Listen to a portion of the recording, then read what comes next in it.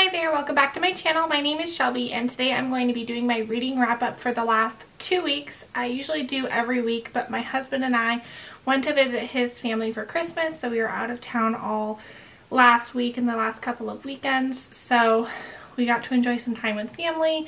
But now I'm back and I did get to read quite a bit while we were gone. I was really happy about that, so I did get a lot of reading done. I read a total of 13 books in the last 2 weeks, which is pretty good for me. It's almost a book a day, and I will just hop right into it because there is quite a few. I don't want this to be too long. I will link them all down below, and I'll link my Goodreads in case you want to be my friend. So let's get right into it. The first book that I read is the 12 Dates of Christmas by Lisa Dickinson. I read the Mistletoe on 34th Street the week prior to this by her, and I loved it, so I was really excited to read this one. She writes really funny chick lit books that are pretty cute. And then this one was about a girl named Claudia. Her and her boyfriend, they've been living together, they've been dating a long time, and their relationship is a little stale, so they go out on a date for the first one in a while, and they end up breaking up instead of rekindling. And so it's kind of not very good luck for her, and it's the Christmas season. And her friends Nick and Penny, they're her best friends, and they convince her to kind of get out of her funk, go on some dates. And so she does just that. She goes on 12. But she starts hanging out with Nick, and she realizes she has feelings for him and sees him in a way she never has before, and she has a sneaky suspicion that he has feelings for her too. But then to make it even more complicated, Penny says that she has a crush on Nick to Claudia. And it just gets really complicated. It was really cute, really funny, and I love her books. They're just a feel-good, light book that always leaves me with a smile on my face. So I gave this one 4 stars. And then I read Fractured by Karen Slaughter. This is the second Will Trent book, and this one follows this family. They're really well off in Atlanta. It's this couple, Abigail, and I forget the husband's name. Abigail comes home from work or something one day to find what she believes to be her daughter Emma dead and bloody at the top of their staircase with a young man over her with a knife. So she runs down the stairs, and her and the man get in an altercation, and she ends up strangling this person. And it turns out the young girl was not her daughter, and the guy was not trying to hurt her. He was trying to help that girl. So now her daughter is missing. They're trying to find her, and Will Trent is called on to the scene, and he's paired with a local police officer named Faith Mitchell, and now this is her introduction into the series. They work together, they have a funny banter, and you also get to see a little bit more of Will's life. So he works for the Georgia Bureau of Investigation, and he has a very interesting past that you get to see more of. So they're trying to figure out where Emma is and who did this, and it was a really, really good story. I gave this one 5 stars. I don't want to give too much away just because I love going into mysteries blind, but so far I've been loving this series, and I think that her series and books are getting better and better as time goes on. And then I read The Night the Lights Went Out by Karen White. This is my first Karen White, and I absolutely love this cover. It's so pretty. So this is kind of a southern drama, historical fiction, a little bit of suspense, a little bit of everything. And I thought it was pretty good. It wasn't a favorite, but it was pretty good. So this is about a woman named Marian Bright. She just got divorced. She has 2 kids. Her husband cheated on her with her daughter's teacher. So she pulls her kids out of that school. She moves, and her in-laws, to kind of apologize for their son's behavior, they offer to send the kids and pay for them to go to a private school in a town called Sweet Apple. So she moves there. It's pretty close by to where she used to live. She moves there, and she rents a cottage in the back of the property of a woman named Sugar Prescott. She's lived in Sweet Apple her whole life. She's in her 90s, and her family used to own like a lot of the town. So she rents this cottage from her. And Sugar Prescott usually never gets involved with her tenants, but she, for some reason, feels the need to talk to Marilee. And so Marilee sends her kids to this private school, and then this mom who is of the school, her name is Heather, and she starts singling her out and wanting to do everything with her and pay for things for her and just give her this treatment. But there's something off about her, and Marilee really should trust that instinct. And meanwhile, her and Sugar are getting to know each other, and you're seeing flashbacks to Sugar's childhood and her upbringing and the hard life she lived, starting in the 1930s. And so this is a really interesting book. It was not quite 4 stars for me. I gave it about 3.75. It was good. I liked you know, everything about it, and I liked the past flashbacks for Sugar. I think those are my favorite, but it just didn't give enough, like, I don't know, it just wasn't as like gripping for me, but it was pretty good. And then after that, I read The Birthday by Carol Wire. It is the first in the Detective Natalie Ward series. I know that the second one just came out in December, and so I'm really excited to read that one as well. So this one I read on my Kindle Unlimited, so I was happy about that. And it is about the detective, Natalie Ward. She gets called onto a scene because a body has been exhumed on a construction site. It used to be a site that held like birthdays. It was like a farm place. And a little girl's body has been exhumed, and it had been there a while. So she links it back to a cold case from 2 years ago where a little girl named Ava went missing at a birthday party. She was about 6 years old or something, and she went missing, and here's her body, and they never knew what happened. So now they're digging it up, and they're trying to open an like murder case because it was apparent that she was strangled. And then meanwhile, 2 more girls die, and the circumstances are very similar to Ava's, and they were actually at the birthday party with her. So there's someone who must have known that they were dug up, and now they're killing again. And so she kind of goes into the investigation, and I really liked that I didn't really know who the killer was until about 75% the way through. And I really did like this story, and I look forward to reading her next one. I gave it 4 out of 5 stars. And then I read The Death of Mrs. Westaway by Ruth Ware. I was really excited to read this because I've heard a ton of hype over it, and I know Books and Lala loves this book, so I was really excited to read it. And I think it was on like the Goodreads top books of the year or something. Definitely wasn't my favorite Ruth Ware. I think Woman in Cabin 10 is my favorite, but it was good. It was about a girl named Hal. She's about 21 or so. She reads tarot cards on a pier, so that's what she does for her profession. She has no money. Her mom died a couple years ago, and so she kind of got stranded to just never finish high school because it was right before high school graduation. And then she borrowed some money from a loan shark, and now they keep threatening her and threatening her life, so she's kind of backed into a corner. But then suddenly one day she receives a letter in the mail that her long-lost grandmother died, named Mrs. Westaway, and she is inheriting some money, and she needs to come to the funeral to get the money. And she's really confused because she never met her dad, and although it's her last name, she definitely thinks that it's not her grandmother and that her mom's parents are already dead. So she decides, though, that she could trick them and she could go and get the money because she really needs it, and it could really save her life from these loan sharks. So she goes there, she meets the family, she pretends to be this granddaughter, and then she learns that she does have some relation to this family, and it's all just very creepy.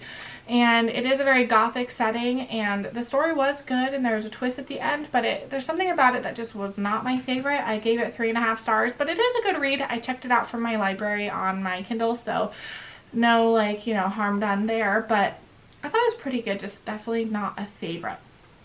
And then I read this book called Moonlight on the Tames by Lauren Westwood, and it is about a girl named Nicola. She doesn't like Christmas. She hates everything Christmas. She isn't leading her best life. Although she is really successful in her career, she's sleeping with a married man who has kids at her job. One night he cancels on their plan, so she's in a really bad mood. So she goes down to the train to take her train home, and it gets delayed, and so she's waiting, and this group of carolers from a church, they're next to her, and they're singing, and everyone starts singing with them, and she is just not having any of it. She makes rude comments to them. She makes herself look really bad, and when the choral director looks at her, he just smiles and is nice to her, and she feels suddenly kind of guilty but equally as mad. And so later she just feels bad about it, so she tracks down the choral director at the church, and she hears him playing piano, and it just sweeps her away. And she apologizes to him, and his name is Dimitri, and he says, "For your penance, how about we just spend a day together and we do all things Christmas and giving." So they have a day together. It's a date, and she actually really enjoys it, and they get to know each other and really like one another. So they kind of start seeing each other, and they're both really damaged. He was going to be a concert pianist in Russia, but some things happened where he couldn't, and so now he's in the US teaching piano and being a choral director. And they try to be together, but they both have their demons. And I thought this was such a good story. It's a Christmas story, but it's a lot more hard-hitting, and I really enjoyed that, and I loved it. I gave it 4.5 stars. I was really excited because I wrote a review on Goodreads, and the author actually liked it. So I'm sure she does it for everyone who writes a review for her books, but I don't know. I really like that. And then after that, I read a story called Undone by Karen Slaughter. This is the third Will Trent book. I really enjoyed this one as well. This one is when Will and Faith are permanently now together as detectives for the GBI, who is the Georgia Bureau of Investigation. And they're in the ER because Faith has been fainting, and so while they're there, a lady comes into the ER. She's been hit by a car in the middle of like the road, and she has all these wounds that weren't caused by the car. She has a rib missing. She looks like she had hooks in her skin. Like someone tortured her, and she's like dying, so they can't really ask her very much. And so they go to investigate the scene. Well, Faith doesn't because she's been in the ER, but Will does, and he discovers an underground torture chamber, and it appears that 2 people were held there. He could just tell there was 2 people. So he knows he's looking for someone, and he finds another woman, and she's dead. So he wants to figure out who is the killer of the one woman, and he wants to make sure that the second woman lives. They have some things in common. They're very unlikable. They have eating disorders. They look similar, and he's wondering what person is trying to target them and torture them for what reason. And then suddenly a woman who's very similar to these other women goes missing in a parking lot. She gets taken, and her son is like left in her car. And it could be a separate situation, but it seems that it's not, and it could be the same person. So and then another woman goes missing, and he knows that for sure it's the same person. They're taking them in pairs, torturing them, so he wants to find them before the other 2 die. And this was a crazy story. I loved this. I was not expecting all the twists and turns, but I had like a hunch along the way. Really, really liked it. I gave it 4.5 stars. I just love the series. Can't say enough good things about it. Then I read a cute Christmas story on Christmas Day called Marian Bright by Debbie McComber. It's my first Debbie McComber book, and this was just a short and sweet book. It was about a girl named Mary, and she works as a temp at this big agency, and it's about Christmas time, and her contract with the agency ends at the end of the year. They don't really appreciate her. They can't even get the spelling of her name right. She's spelled like Merry Christmas, but they spelled it Mary, like from the Bible.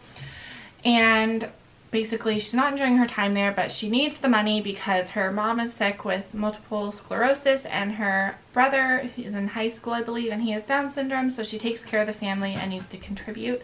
She's going to quit and basically return to school in the new year in college, and so she's just like kind of doing this job. But her family really, really wants her to be happy, so they sign her up for a dating site called Mix and Mingle, and they change her last name on it, and then they put a photo of their dog as her profile picture because they don't want people to be creepy. And then meanwhile, while she's kind of browsing around on there, her boss has been making her life not happy. His name is Jason Bright, and she just doesn't like him. He has not been a very nice boss. He's kind of a Scrooge. And then meanwhile for Jason, his best friend and cousin is getting engaged. Said he met her on Mix and Mingle, and so he decides to look around on Mix and Mingle, see if it's something he's interested in, and he sees a girl who her profile picture is a dog, and it reminds him of his childhood, so he signs up and puts a picture of his childhood dog as his profile and calls himself Jay. So we both know what's going to happen. Him and Mary meet, they hit it off, and lo and behold, they are arch nemesis at work, but they kind of have a romance that forms. They want to meet, so they set up a time. Mary sees who it is and says, oh crap, I am not meeting my boss. So then she writes him online saying, I'm sorry I can't meet you. I know who you are and I don't want to meet you. But they continue to talk online, and basically it's their little cute love story. It's a lot like You've Got Mail. It's very cute. I gave it 3 stars. Definitely not a favorite book, but it was cute, and it was really short. It was like under 200 pages, but it's very enjoyable for Christmas Day. And then after that, I read a really good book called The Life We Bury by Alan Eskins. I've heard a lot of good things about this book. I actually had the second book on my TBR, and then I realized I hadn't read the first one. So I picked this up, and I thought this was a really good one. It is a kind of mystery book. It's about a guy named Joe Talbert. He's a college student. He kind of has a rough life. His mom is a drunk, his brother is autistic, so he has to help take care of him. He finally left home and went to college, but his mom keeps getting arrested, so he keeps having to bail her out, take care of his brother, and dragged back into his old life. So he's doing like some kind of writing class, and he has to write a biography about someone who's older to write about their life. But he doesn't really know his dad at all, or his family, and his mom's parents are dead, and he doesn't want to write about his mom. So he goes to an old folks home and asks if he can talk to anyone there, maybe a war veteran or something like that, someone who has a story to tell. And they say, nah, no one really, but we have one person named Carl Iverson who you can talk to if he's up for it. He was in prison for like 30 years, and they let him out because he's dying of cancer and probably will barely make it to Christmas in a couple of months. So he says, okay, I guess I'll do it. That's really my only hope. So he talks to this man, and he's been convicted of murdering and raping like a 15-year-old girl 30 years ago.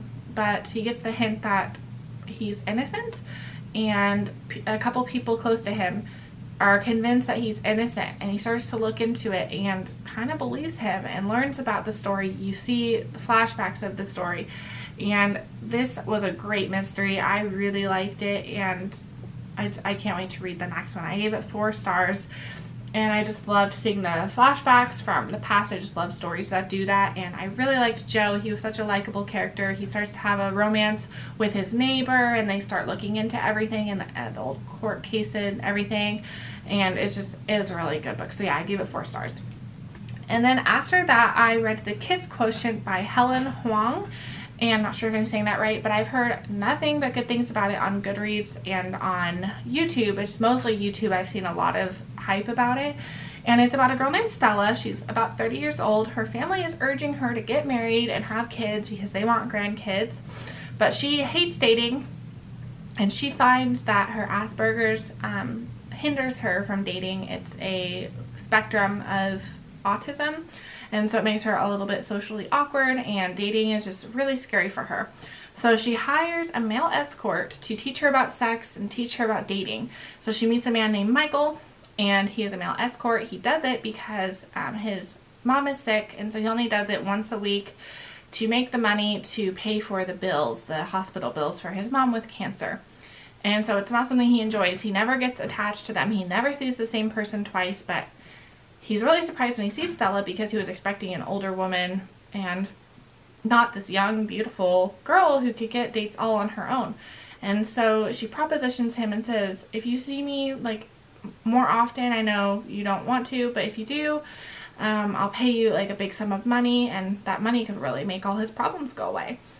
So he agrees to be her fake boyfriend, and they kind of navigate what it's like to be in a relationship for someone with Asperger's, and they kind of have a romance that forms and a lot of sexy scenes, and she learns basically what she likes and doesn't like, and they kind of fall in love. And so this was a pretty cute story. I gave it 4 stars. It wasn't a favorite. I couldn't really connect with Stella all that much, but I thought it was a really good story and really good representation, and I liked that Michael was an escort. I thought that was a pretty interesting touch. But yeah, I gave it 4 stars. And then after that, I read Alone, which is the first Detective D.D. Warren book by Lisa Gardner. I read books 8 and 9 this year and last year. So I read number 8 last year, number 9 this year, because they came out last year and this year, and number 10 is coming out next year. And I liked them so much that I was like, I'm going to just go back and start from the beginning, because I really liked the stories and I kind of just want to get all caught up. So this is the first one, and it is about not as much the detective. I assume in later books she is more involved. This is about a sniper / police officer named Bobby Dodge. He just got off a shift and he got called to a scene. He works for like SWAT, and he got called to a scene to be a sniper. It was a domestic dispute, and basically he has a sniper and he shoots the man because the man has the gun pointed at his wife and child and puts his finger on the trigger. And when he put his finger on the trigger, he assumed he was going to shoot. So he kills this man, and it turns out this man is the son of a well-respected judge, and it brings a lot of trouble for Bobby, and the judge and everyone around him is trying to put cases against Bobby for shooting the man and saying it was murder and premeditated, and that also rumors are going around that the wife was actually abusing that child, and it just gets really complicated. And basically he kind of believes the wife, but then at the same time he doesn't know if he believes her, and he gets really caught up, and it reminds him of his childhood and his dad leaving, or no, I think it was his mom leaving. And it was a really interesting story. I liked all the things that kept happening. Bad things happened to Bobby, bad things happened to the wife, and you're wondering the whole time, like, what's happening to this kid? And so it was really good. It wasn't as good as the newer book, so I assume the series just gets better as time goes on. I gave it 4 stars, so it was pretty good. And then after that, let's see, I think I read 2 more books. I read Summer Camp Captive by Alexa Riley and Jessica Kane. I saw someone talking about it on YouTube. Chelsea Darling Reads, that's who it was. I saw Chelsea Darling Reads talking about this author duo. They had like a bundle on Kindle. It was like 5 books for $1, but I had Kindle Unlimited, so I got it for free. And it was just a really short story, only 100 pages, and it's super smutty. It was not literary good at all. It was about this camp counselor named Lainey. She works at a summer camp, and this guy in the woods has been watching her, and he's giant. He's like really, really tall. He's been watching her, and one night he decides to take her. So he takes her to his lair and his cabin and wants to keep her forever. And she tries to run away, but then, you know, she does it, and they form a romance, and it's full of sex and full of naughty stuff. It was like good for what it's worth. It was entertaining, but I gave it 2 stars. And then after that, my final book was Now That You Mention It by Kristen Higgins. And I've read 2 other books by her this year, and I loved them, and I loved this one as well. I just love her writing, and she does such a great job with the characters and just writing like such relatable characters. This is about a woman named Nora. She's in her 30s. She's a doctor. She has a great life. Her boyfriend Bobby is also a doctor at the same hospital. But one night on shift, she walks outside, she gets hit by a van, and while she's kind of out of it, she hears that her boyfriend's going to dump her. So they break up, and she's really injured. She has all these broken bones. So she takes a leave of absence from work, and she decides to go back home to Scupper Island and stay with her mom for the summer and get better. But while she's there, it kind of drags up all these memories of her past, of her dad leaving, of her sister and her relationship falling apart, and her sister's daughter, so her niece, who's in high school, she's staying with the mom as well because her mother is in prison. And so she's kind of angsty and angry with the world. And so Nora, she has so many bad memories from Scupper Island. When in high school, she was just teased all the time because she was really overweight, and there was this twin brother set, I think Luke and Sully. She had a rivalry with Luke, but Sully was always nice to her. And now Sully has a teenage daughter the same age as her niece, and she keeps seeing Sully, and they have a romance that starts, and they're just like really cute together. And this story was so heartwarming, and my heart went out to her. And Kristen Higgins has a way of writing these characters that just makes you feel drawn to them and relate to them, and I love this story. I gave it 4.5 stars, and I have this other one to read by her that just came out this year, and I can't wait. Her books are amazing. So those are all the books that I read for the last 2 weeks. I apologize if this video is long. I hope you guys enjoy. Let me know what you guys have been reading, and I'll see you all soon. Bye.